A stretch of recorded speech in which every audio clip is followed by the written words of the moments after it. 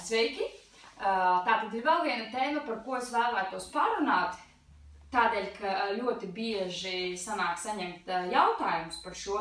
Tas ir mūsu sakumpusī muguriņa, jo nākas ļoti bieži sēdēt pie darba galda, būt noliekušamies. Tas viss tā kā provocē to, ka mūsu mugura ir nopaļota. Un tad cilvēki prasa, ko es varu darīt, ja man ir tāda problēma.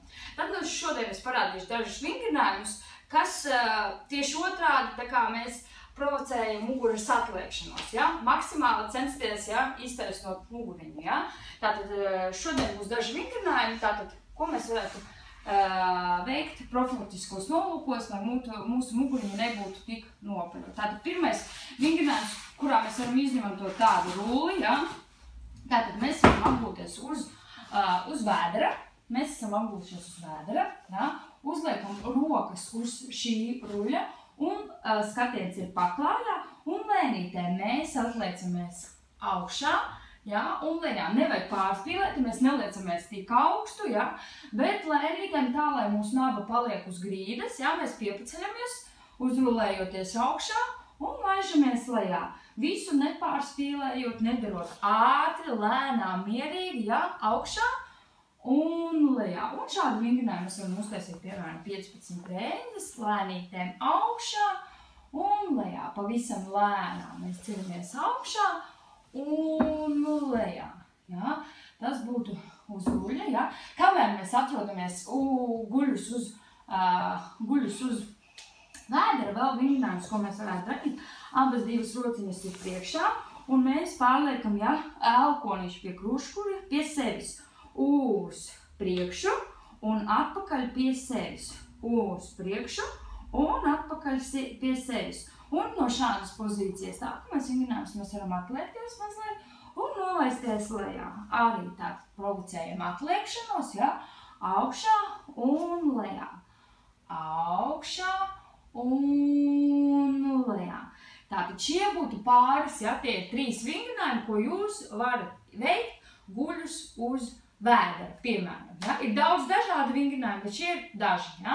Tātad nākamais mēs varam arī apgūties tā kā uz sāna, apguļoties uz sāna. Mēs skatāmies kājas, lai 90 grādos, mēs apguļamies lejā, apakšējā rociņa ir taisna, galva noliekta, un mēs ar šo rociņu virzamies ar augšēju roku uz priekšu un lēnām griežamies tā, lai abas rokas, abas lāpsniņas mums ir uz grīdas. Un tad lēnām mēs atrotējam atpakaļ un arī ar šo rociņu uz priekšu un liecamies atpakaļ. Tādā veidā mēs varam vaļā krūškuri un atkal, nopaļotā mugura, mēs daram visu, lai, teiksim, profilaktiskos nolūkos mēs to novērstu. Tātad varam vaļā un ciet. Tātad šis būtu vingrinājums uz sāna. Tā, uz guļus mums uz vēdera bija, uz sāniņa bija. Tā, ko mēs varam, piemēram, darīt uz muguriņas. Tātad mums ir ikdienā vairāk nopaļota mugura, tā, lai mēs taisnot atpakaļ, guļus uz muguriņas. Atkal mēs varam izmantot šo rullīti.